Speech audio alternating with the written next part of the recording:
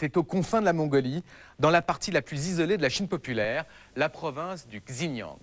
Dans les campagnes, on y circule encore à cheval, le thermomètre descend souvent en dessous des moins 40 degrés et le niveau de vie est extrêmement faible puisque les gens gagnent moins de 50 € par mois.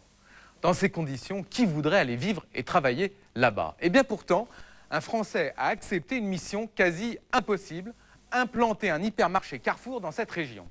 Il s'appelle Christian Rocchini, il ne parle pas un mot de chinois, il est même le seul occidental du coin. Alors, qu'est-il venu faire dans cette galère? Comment s'y prend-il pour faire tourner son hypermarché? Pourquoi l'entreprise Carrefour a-t-elle choisi de s'implanter dans cette partie de la Chine? C'est un reportage de Hugo Plagnard, Mathieu Yu, Joël Hirschfeld et Christine Bonnet.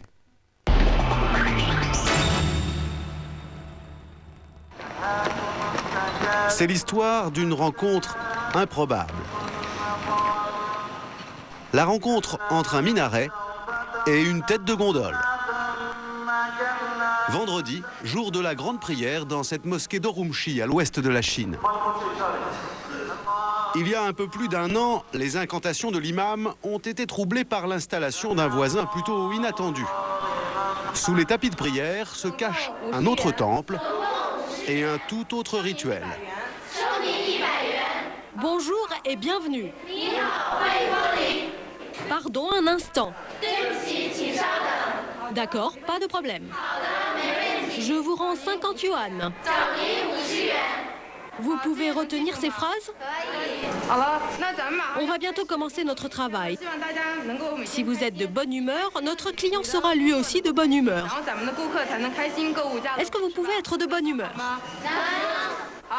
Pour être tous de bonne humeur, on va tous s'applaudir, d'accord?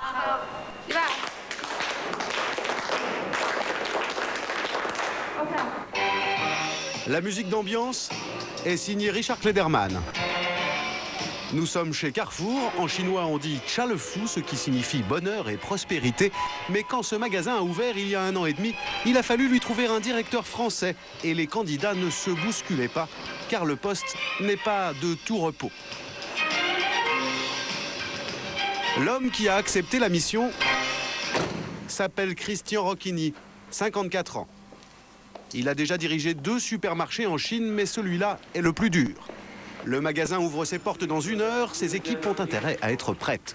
Le directeur arrive.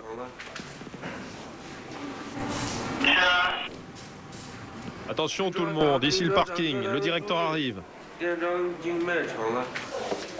Comme dans tous les magasins du monde, la journée commence par une réunion d'état-major.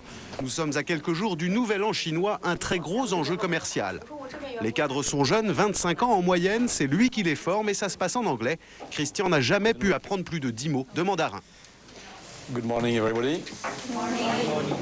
Be careful during the 2 first weeks. Je veux que vous soyez très vigilants pendant les 2 premières semaines de février. Elles sont très importantes. Bien sûr, les résultats d'hier sont bons, puisqu'ils sont 20% au-dessus de nos prévisions. C'est une très bonne tendance. Mais je vous demande de remotiver vos équipes pour les 15 prochains jours.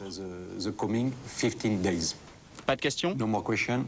Okay, pay attention. Ok, faites attention, je veux que vous vous concentriez sur les ventes. C'est la priorité pour les 15 prochains jours. Compris? Ok. Merci. Ok. Thank you. On pourrait donc se croire dans n'importe quel hypermarché chinois, mais à l'extérieur, c'est une toute autre affaire. Nous sommes au bout du monde, la province du Xinjiang, à 4 heures de vol de Pékin, aux confins du Kazakhstan et de la Mongolie. Une région pas facile, il y a d'abord le climat froid et rigoureux, et surtout une situation politique très tendue. Historiquement, les habitants ne sont pas des Chinois. On les appelle les Ouïghours, des musulmans qui ne parlent pas le mandarin, mais une langue turque. Une population plutôt hostile au pouvoir central de Pékin. Il y a même des mouvements séparatistes. La répression est discrète, mais féroce. Ici, on n'hésite pas à exécuter les opposants politiques. La ville est d'ailleurs coupée en 2. D'un côté, le quartier traditionnel ouïghour, avec ses marchés de rue pittoresques. C'est là que Carrefour a implanté son hypermarché. Et de l'autre côté, un quartier beaucoup plus moderne, où vivent les Chinois Han. Comme au Tibet, Pékin a favorisé leur implantation. Ils sont d'ailleurs majoritaires aujourd'hui à Urumqi. Ce sont eux qui tiennent le business, le parti, la police et l'armée. Dans cette ambiance de conflit larvé, comment travaille notre patron français ? « 8 h du matin, Christian Rocchini quitte son domicile, une banale chambre d'hôtel. Habitué à changer d'adresse au gré des ouvertures de magasins, il n'a pas l'intention de trop se fixer à Urumqi, où l'hiver est polaire. Ce matin, moins 26. Mais c'est un froid sec, donc c'est supportable. On vous a envoyé ici parce que vous résistiez au froid ou J'ai l'expérience du nord de la Chine puisque je suis arrivé par Shenyang, Harbin et Urumqi. Et Shenyang, les températures sont à peu près les mêmes en hiver, moins 25, moins 26. Mais ce sont des froids secs, très secs. Il gagne environ 10 000 € par mois, 30% de plus qu'un directeur d'hypermarché en France. Divorcé, père d'une fille de 29 ans qui vit à Paris, il est l'un des seuls occidentaux à des milliers de kilomètres à la ronde. Et on se sent pas un peu au bout du monde ici? Parce que bon... Il faut être, il faut être assez de caractère assez indépendant et autonome. Donc à partir de ce moment-là, vous l'acceptez très facilement. De par le degré d'autonomie que je peux avoir, parce nous sommes à 5 heures d'avion de Shanghai. Loin de ses patrons, basés à Shanghai, à 5000 km de là, Christian travaille pourtant 12 heures par jour, 6 jours sur 7. Et en ce moment, il a vraiment de quoi s'occuper. 10 h, le magasin ouvre ses portes dans une drôle de cohue. 2 agents de sécurité sont là pour encadrer la foule. Les premiers clients les plus pressés n'hésitent pas à descendre les escalators à contresens. Ils sont sommés de faire demi-tour. En ce mois de février, au carrefour d'Urumqi, c'est la course. Les années de privation de l'air Mao sont encore dans toutes les têtes. C'est donc la peur de manquer qui fait courir ces consommateurs chinois. Tous les caddies, ou presque, convergent vers le stand de riz à 30 centimes d'euros le kilo. Il est en promotion. Alors c'est la bousculade. Poussez-vous. Écartez-vous. Faites la queue. Écartez-vous. Poussez-vous. Oh, j'ai fait la queue, moi. Mais mettez-vous en rang alors. Je peux avoir un deuxième sac? Non, c'est un sac par personne. Un hypermarché qui plafonne la vente d'un de ses articles, ce n'est pas banal. Carrefour a pris cette drôle de décision afin de lutter contre un trafic parallèle. Certains clients profitaient des grandes promotions pour revendre le riz à l'extérieur du magasin. Forcément, ça faisait désordre. Mais certains ont trouvé la parade, comme ce couple dont le caddie est bien rempli. Là, on a acheté 20 kilos. Mais ce n'est pas limité à un sac par personne? Si, mais personne ne surveille. Il suffit de faire la queue. Et nous, on a fait 2 fois la queue. On est donc très loin de l'ambiance d'un magasin français. Seul au milieu de son hypermarché, Christian aurait vraiment de quoi se sentir perdu car la balade entre les étals est très dépaysante. Des algues aux pâtes de poulet, le consommateur chinois aime pouvoir toucher, voire sentir les aliments pour s'assurer de leur fraîcheur. Le plus spectaculaire, c'est le rayon poissonnerie. Il a tout d'une animalerie. Succulente en soupe, ces tortues vivantes trouveront preneur à moins de 4 € le kilo. Plat de choix pour le nouvel an chinois, ces belles carpes bien frétillantes. Les clients vont à la pêche, quitte à mouiller leur chemise, car en Chine, le poisson est vendu vivant.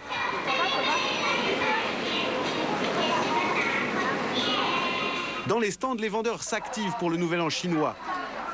Léo, 20 ans à peine, est déjà un commercial du genre très accrocheur.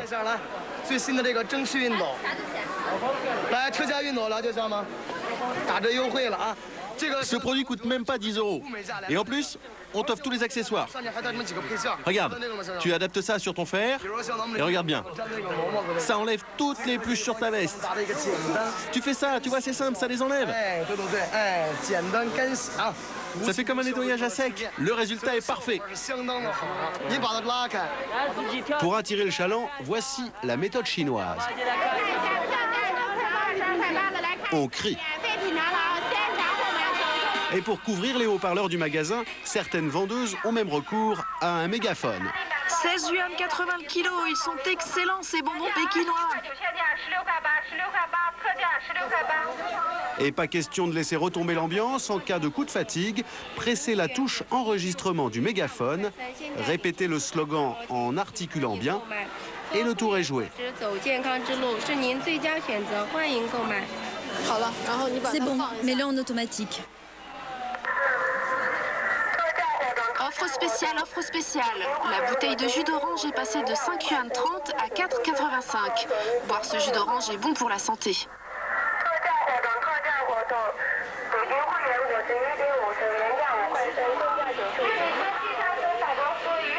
Mais pour atteindre ses objectifs de chiffre d'affaires, le patron français ne peut pas tout miser sur ses haut-parleurs.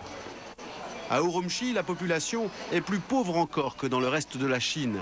Revenu moyen d'une famille, 200 € par mois, 30% de moins qu'à Pékin ou à Shanghai.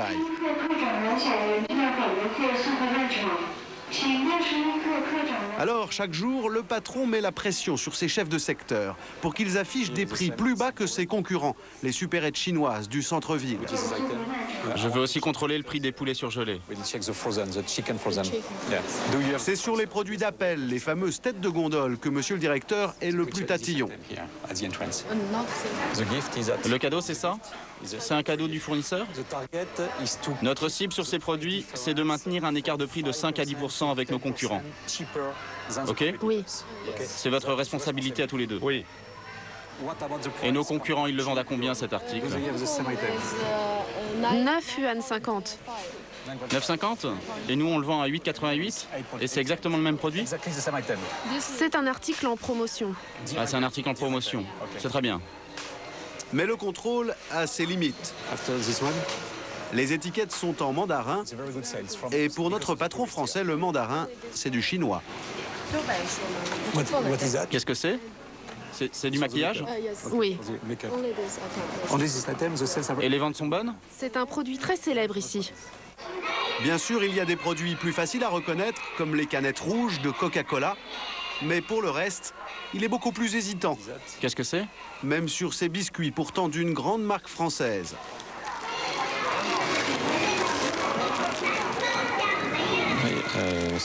Oui. Oui.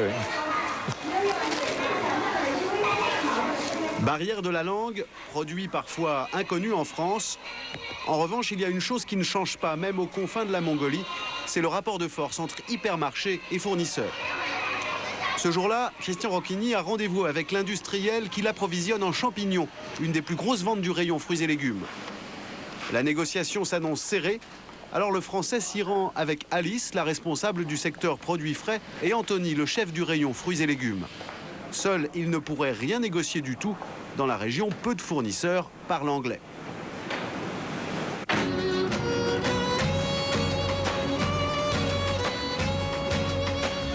Pour notre patron français, c'est une occasion de prendre l'air. Son producteur de champignons est basé en pleine campagne, à 1 heure de voiture d'Urumqi.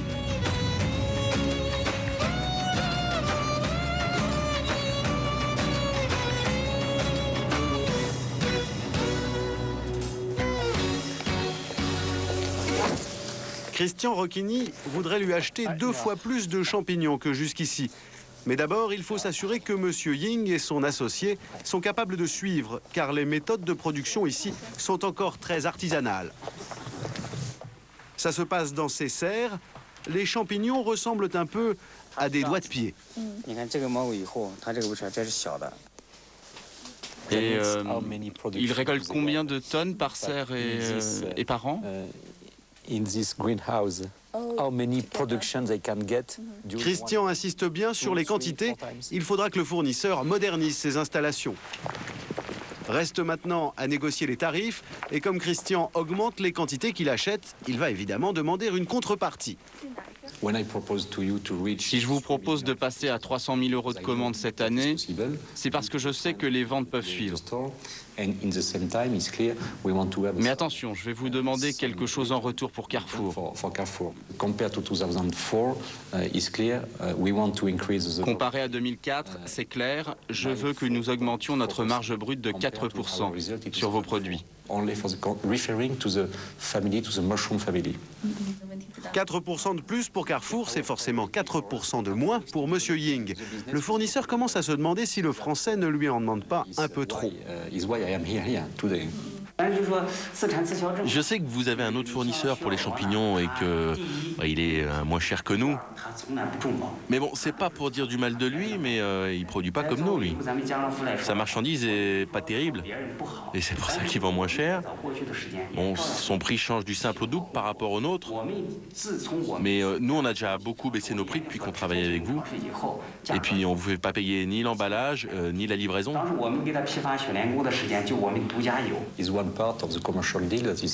Mais le français reste inflexible. S'ils veulent développer leur vente chez Carrefour, ils devront renoncer à une partie de leur profit. Encore plus sensible que les fournisseurs, il y a un dossier explosif, le recrutement du personnel. Dans cette région en conflit latent, il faut respecter les sensibilités des deux communautés, Ouïghours et Han. Ces hommes, par exemple, sont Ouïghours, originaires d'un village situé à 500 km au nord d'Urumqi. Ils sont ici en vacances et ne voulaient surtout pas manquer la visite de ce magasin dont tout le monde a entendu parler au village.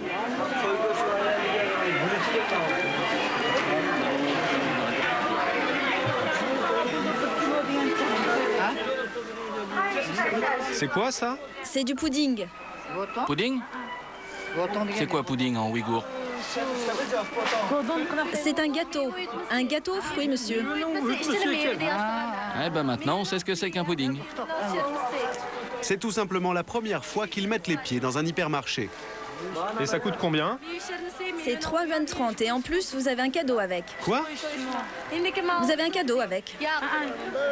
Tu vois, tu peux prendre les produits, les regarder et t'es même pas obligé de les acheter. Nos touristes n'ont jamais vu autant de marchandises rassemblées dans un seul et même endroit. À leur retour au village, ces hommes auront décidément beaucoup de choses à raconter. La visite valait le détour. Seul un détail leur a déplu. Mais un détail qui, dans cette région troublée politiquement, est lourd de sens. Si des Ouïghours comme nous viennent dans un carrefour, il faut plus d'employés Ouïghours pour nous comprendre. S'ils embauchent plus d'employés des minorités, on achètera plus et plus facilement. Le sujet est sensible. À gauche, un autre Ouïghour s'est approché pendant l'interview et lui conseille d'abréger l'entretien. C'est bon, arrête. C'est bon, tu as bien parlé. Arrête maintenant. Parler de ces questions de minorité est un sujet délicat, même pour Christian Rocchini. Pourtant, le Français a pris en compte ces problèmes dans son recrutement.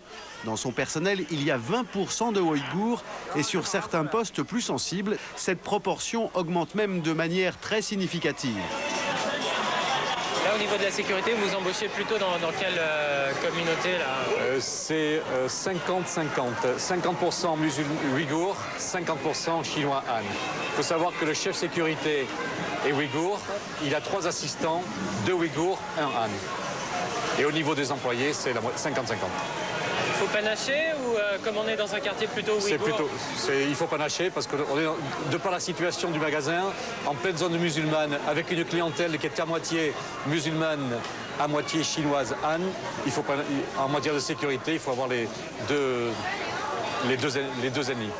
Une chose est sûre, qu'ils soient Ouïghours ou Han, tous les employés sont logés à même enseigne sur le chapitre de la discipline.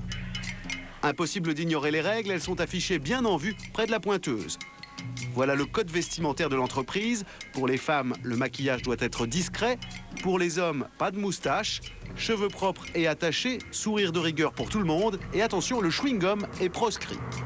Autant d'interdits que les employés ont tout intérêt à respecter, car les sanctions sont particulièrement dissuasives.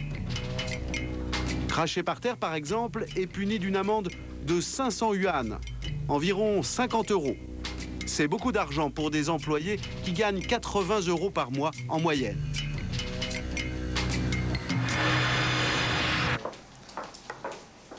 Christian Rocchini surveille personnellement le moindre écart de ses employés. Qu'est-ce qu'il a fait? La DRH de l'hypermarché vient lui faire son rapport quotidien. Un salarié a justement été pris en faute. Cet employé a fait quelque chose qui n'est pas autorisé dans le magasin pendant les heures de travail. Il a fait quoi exactement? Il a joué. Il a joué avec quoi? Avec le 22. Le 22? Le 22? Le fit... Le matériel de fitness? Ah oui, oui. On a rédigé ce rapport, c'est un avertissement. Si cet employé recommence, il sera licencié. Rapport de mauvaise conduite, système d'amende, mais il y a encore plus impressionnant. First time, ok. Ok, first time, ok. C'est ce gigantesque tableau de mauvaise conduite placé à l'entrée des bureaux du personnel. Les rapports y sont affichés. Pour l'exemple, surpris en train de bavarder avec un collègue, cet employé a été sanctionné d'une amende de 10 €, 15% de son salaire. Et pour ceux qui ont volé, c'est pire. Ils sont exposés en photo, comme cette caissière, coupable d'avoir dérobé pour 100 € de marchandises avec un complice. L'auteur de ces rapports et de ces photos humiliantes, c'est Aklam, le responsable sécurité de l'hypermarché. Avec ses 55 caméras, c'est l'œil du patron. Il est partout. Voilà comment cet ancien policier s'y prend aujourd'hui pour traquer les paresseux, les bavards et les voleurs. Zoom pour que je regarde ce qu'elle est en train de faire.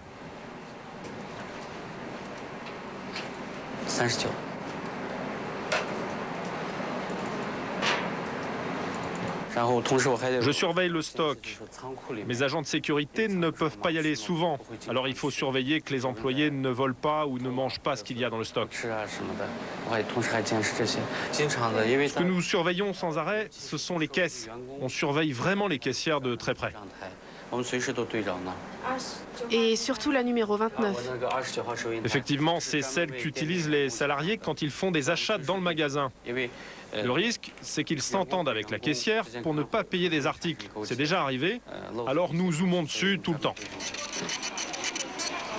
À croire que les caméras ne suffisent pas, toutes les caissières sont également surveillées par des agents de sécurité déployés à la sortie du magasin.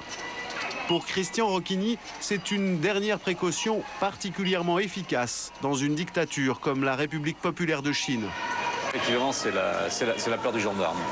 Et je crois que c'est valable dans tous les pays, mais plus particulièrement en Chine, où ils sont habitués à avoir une présence physique dans les rues. C'est pour ça qu'au niveau des magasins, il faut renforcer cet aspect-là. Ils sont... je ne vais pas parler de présence policière, c'est malvenu. Il ne veut surtout pas parler de politique, car ici, même pour les affaires, tout passe par le parti. Ce jour-là, justement, Christian Rocchini a rendez-vous avec le second personnage le plus important de la région, le vice-secrétaire général du Parti communiste.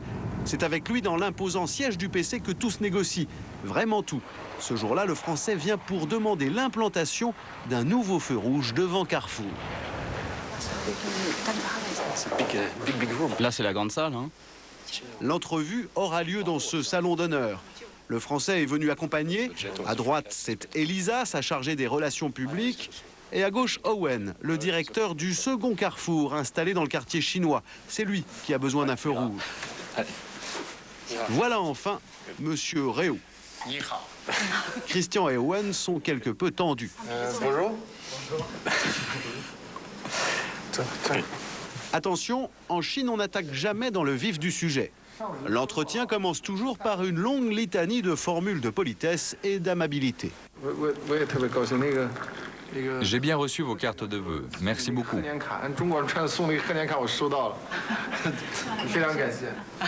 Quelques politesses plus tard, Owen, le directeur du second magasin, sent que c'est le moment de se lancer. Monsieur le secrétaire général adjoint, j'ai une chose à vous demander. Je sais que vous êtes très occupé, mais on a un petit problème au niveau de l'accès pour le second magasin. Ce n'est pas pratique pour les clients qui viennent du nord. Ils ne peuvent pas tourner vers mon parking. Pourriez-vous rajouter un feu rouge à ce croisement? Ah, c'est un problème très important en effet. On avait déjà pensé à ce problème lors de l'ouverture de ton magasin. Le ministère des Transports a d'ailleurs fait un devis sur cette question. Mets-le par écrit, on va trouver une solution. Merci, monsieur le secrétaire général adjoint. Même pour un feu rouge, impossible de se passer du soutien de M. Réou. Christian Rocchini estime même qu'il n'aurait jamais pu ouvrir d'hypermarché à Urumqi sans l'appui du parti. En tout cas, grâce à ses excellentes relations avec les autorités chinoises, le Français a déjà bénéficié d'une faveur qui n'a pas de prix pour lui, à titre privé cette fois.